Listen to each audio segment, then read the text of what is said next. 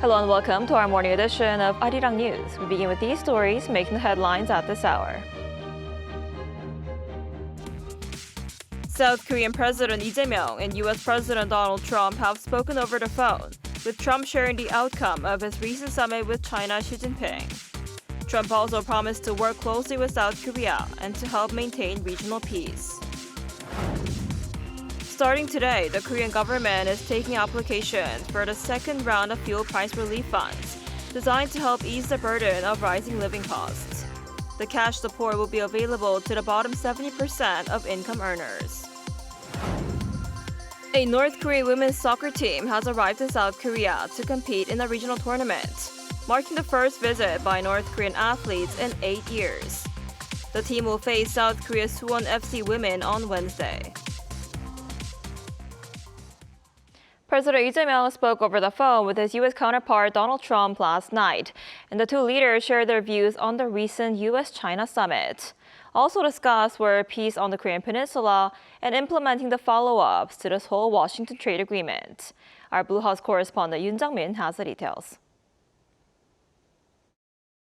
In a call made after the U.S. China summit, President Lee Jae-myung was briefed by U.S. President Donald Trump on the results of that high-stakes meeting. Their talks over the phone on Sunday night, Korea time, took about half an hour. In a Blue House readout, President Lee congratulated his U.S. counterpart for successfully concluding his first state visit to Beijing in about 9 years. He noted the importance of managing the U.S.-China relationship in a stable manner for peace and stability in the Indo-Pacific and around the world. Trump shared the results of his recent summit with China's Xi Jinping, ranging from Washington-Beijing relations, agreements on the trade front, as well as the situation on the Korean Peninsula and in the Middle East.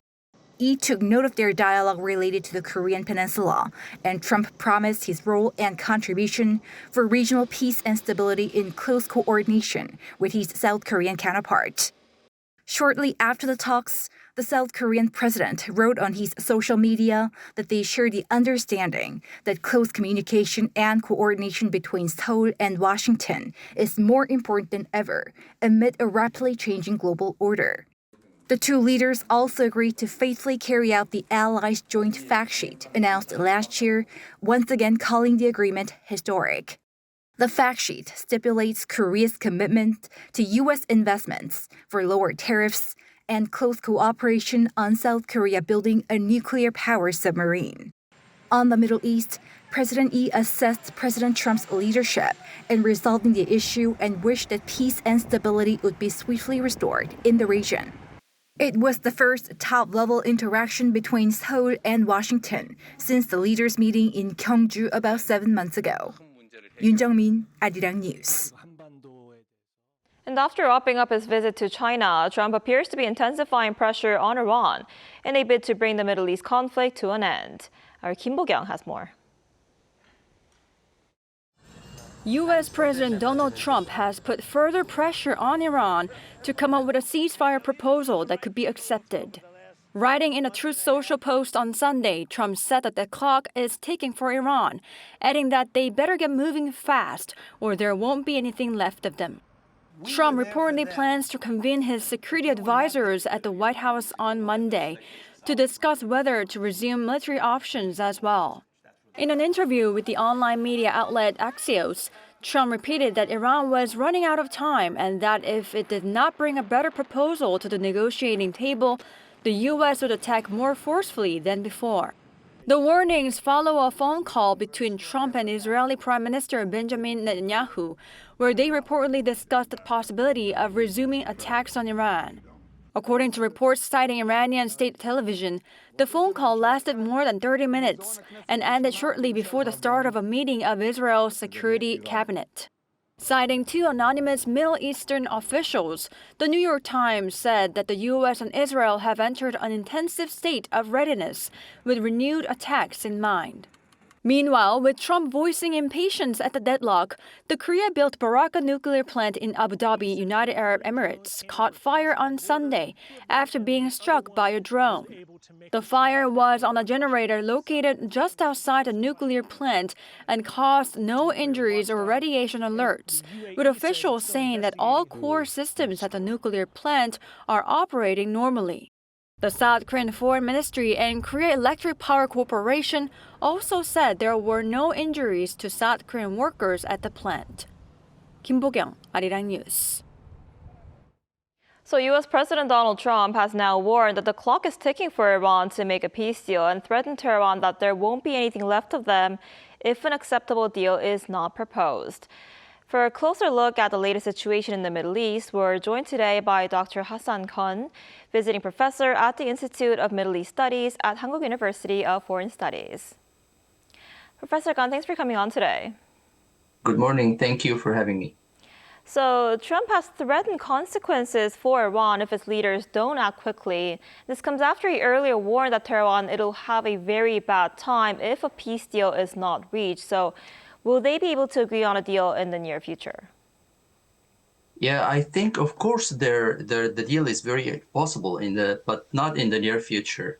It's probably a full peace deal is not on the table for a near future. What is more realistic is phased or limited de-escalation package, partial reopening of Hormuz, or some restraint on attacks, and continued negotiations through Pakistan or other mediators.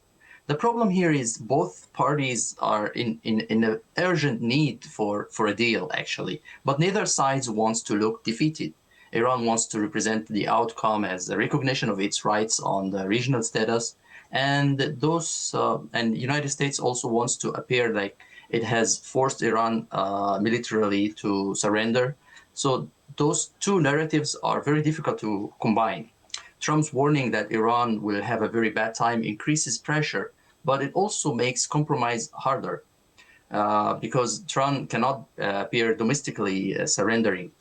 Iranian leaders cannot easily accept terms that looks like surrender after the war has been framed domestically as a resistance.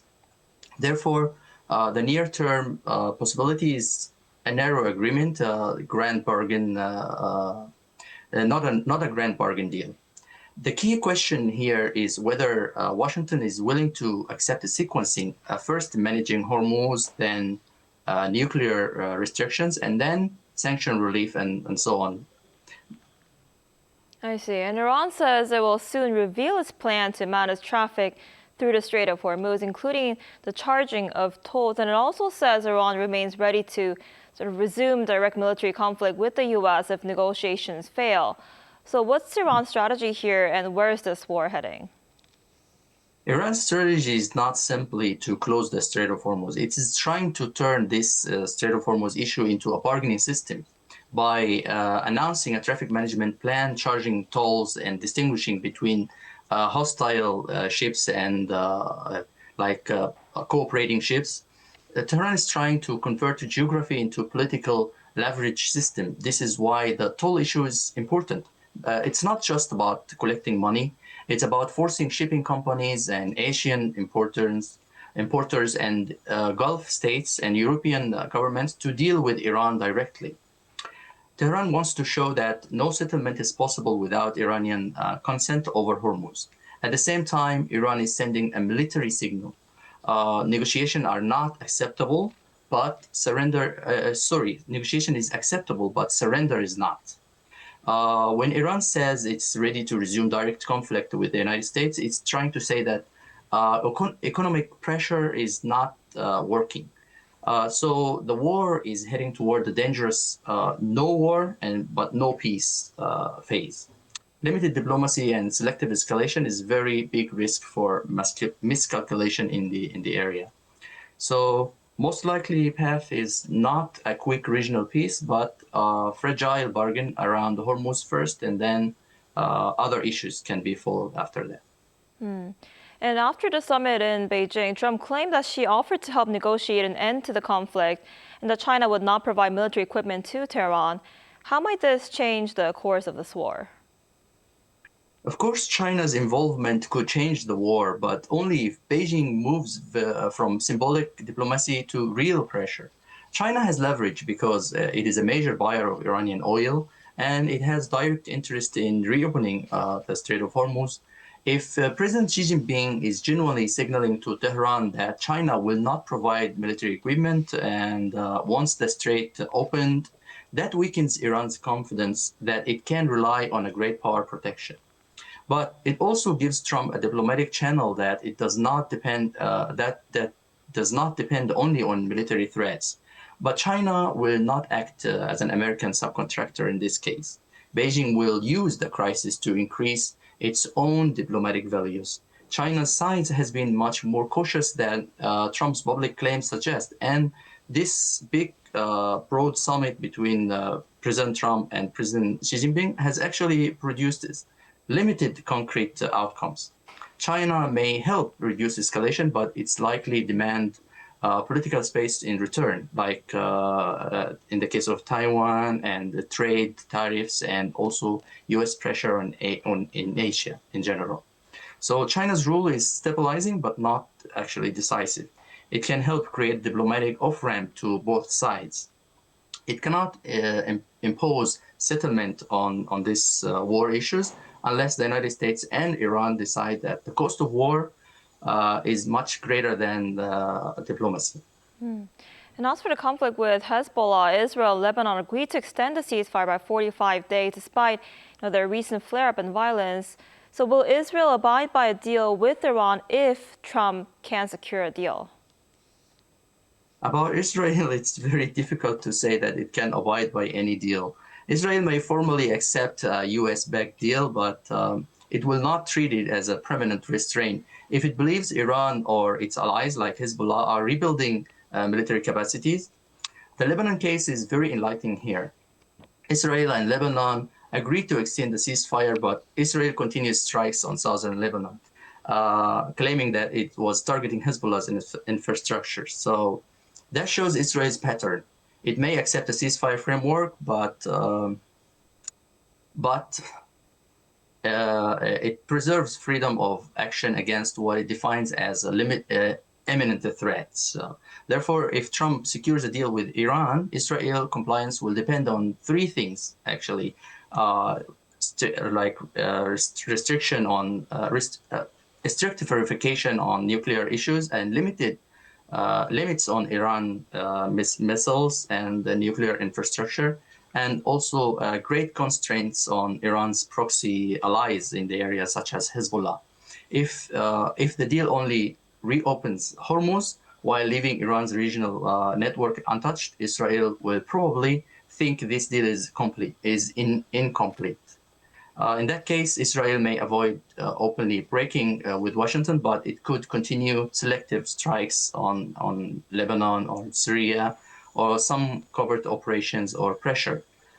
I guess that Israel will abide by the deal politically, but if Washington guarantees full security concerns. But operationally, Israel will insist on the right to act in case of any imminent threats. I see. I guess we'll have to see how that goes. All right, Professor Yeah. Gon, thank you so much for your time today. We appreciate it. Thank you very much. Have a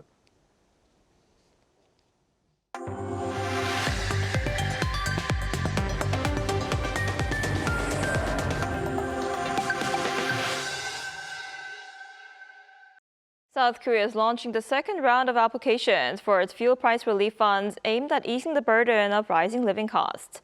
Millions of eligible residents across the country will be able to apply for cash support beginning today. Our Lee Seung-jae has more.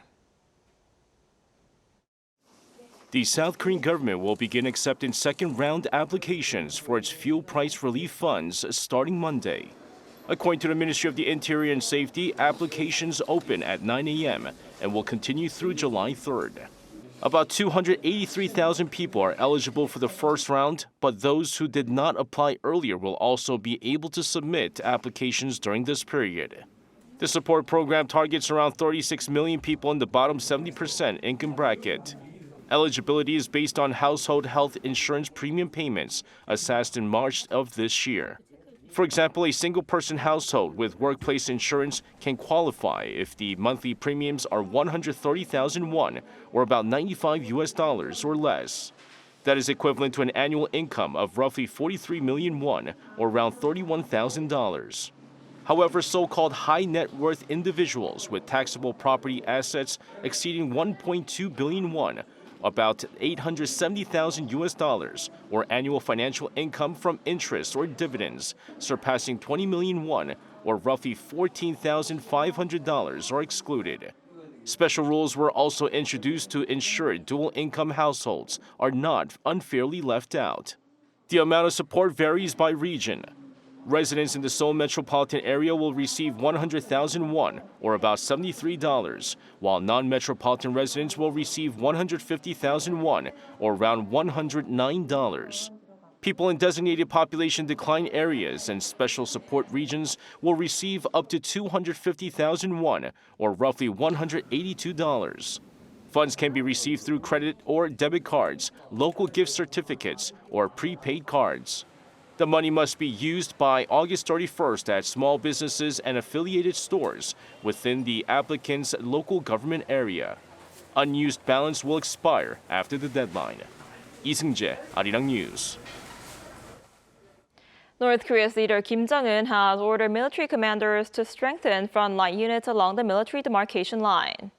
According to the regime's state-run Korean Central News Agency on Monday, Kim said that advancement of military technology at key units plays a critical role in effective deterrence of war, and highlighted the country's policy of turning the southern border into an impregnable fortress.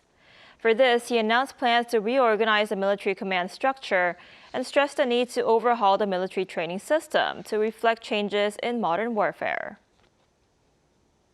North Korean football club Miryang FC arrived in South Korea on Sunday ahead of its AFC Women's Champions League semifinal clash later this week against Suwon FC Women.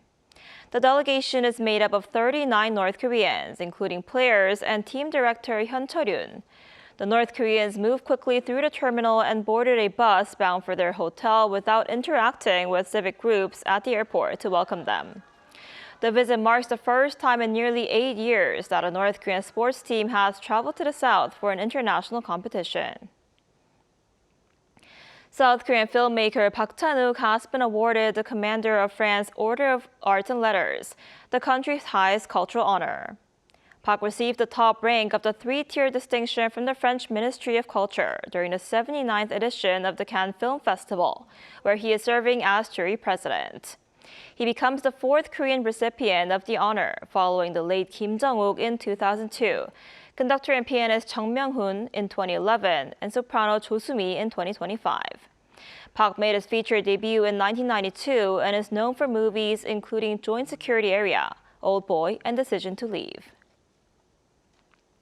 As many rural cities outside the capital region struggle with population decline, the southern city of Miryang is betting on cultural content and government-backed programs to revitalize the area, with Korea's culture minister visiting this week to assess those efforts firsthand. Our culture correspondent Park Geun-woon was there.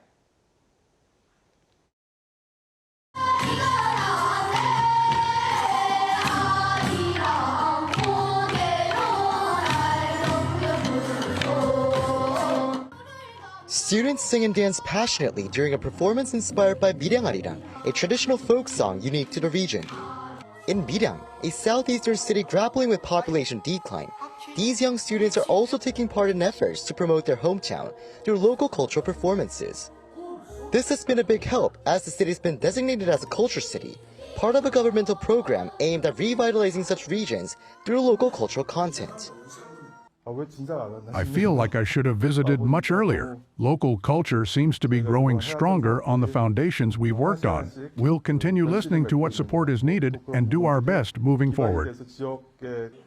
During a two-day visit to the city, Culture Minister Choi Young also met with local residents to hear firsthand about the challenges they face. Miryang has been one of the pioneer cities to apply the government-backed half-cost travel program, and officials say they've witnessed a boost in visitor numbers. But local merchants are asking for more support. I hope the program can be promoted earlier and backed with a larger budget so more people can benefit from it.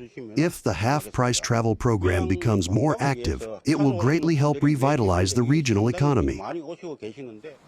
Amid the shrinking population, people relocating to the countryside and setting up their own businesses is also becoming more noticeable in the city. But some say support programs are sometimes unreachable. I'm in my 40s, and when it comes to support programs or opportunities to participate, I've become too old to qualify. In agriculture, people are considered young enough to earn support until 50, so I hope there can be broader support for people like us as well. It's inspiring to see the younger generation's efforts to rediscover strengths in places once weakened, and these efforts deserve continued support. More successful cases need to emerge so that others will also be inspired to follow the path. With more support from the Culture Ministry and continued efforts to further develop the region's cultural content, the area is now looking to attract more visitors and boost regional growth. 박건우, Arirang News, Miryang.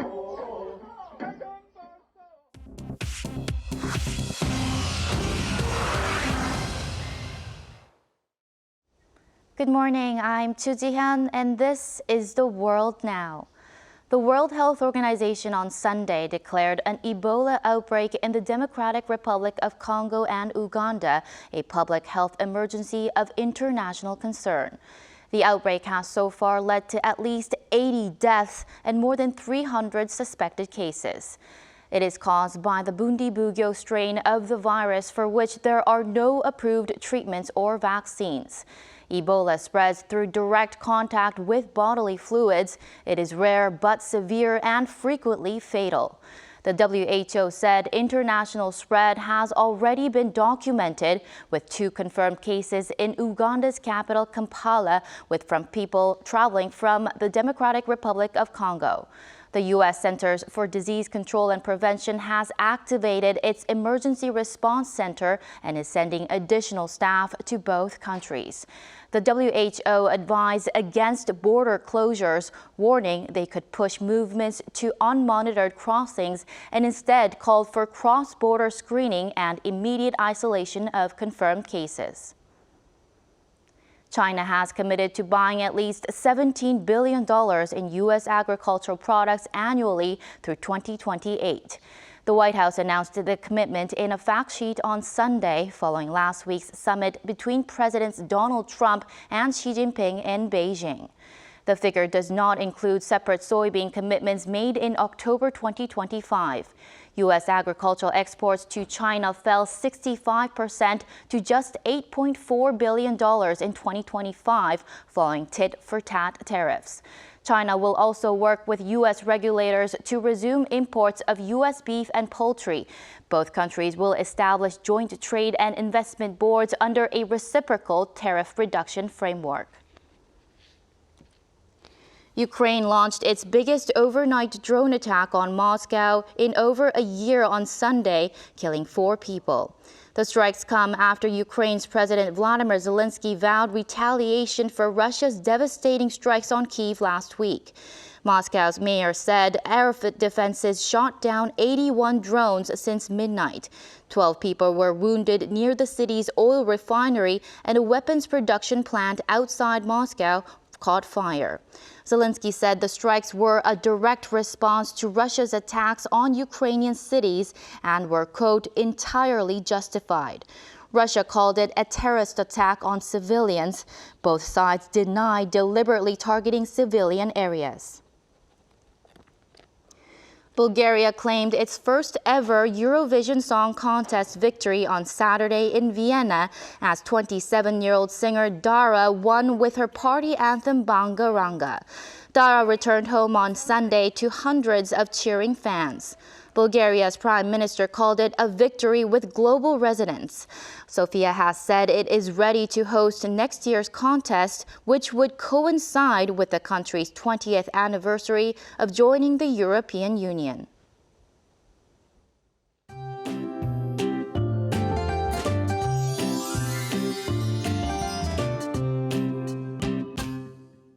Get ready for another unusually hot day today with temperatures once again climbing above 30 degrees Celsius across much of the country. The heat will continue through tomorrow, but conditions will gradually ease afterward with rain in the forecast for the middle of this week. Under strong high pressure, clear skies and intense sunshine will boost UV rays to very high levels nationwide this afternoon. So during the peak sunshine hours between noon and 3 p.m., it's best to avoid long outdoor activities and use hats or sun protective umbrellas. And this afternoon's high gets up to 30 degrees Celsius. Daegu will be as sizzling as yesterday at 34 degrees. Then much needed nationwide rain is on the way from Wednesday afternoon into Thursday, helping temperatures return closer to seasonal norms. Most parts will see a good amount of rain at 5 to 40 millimeters.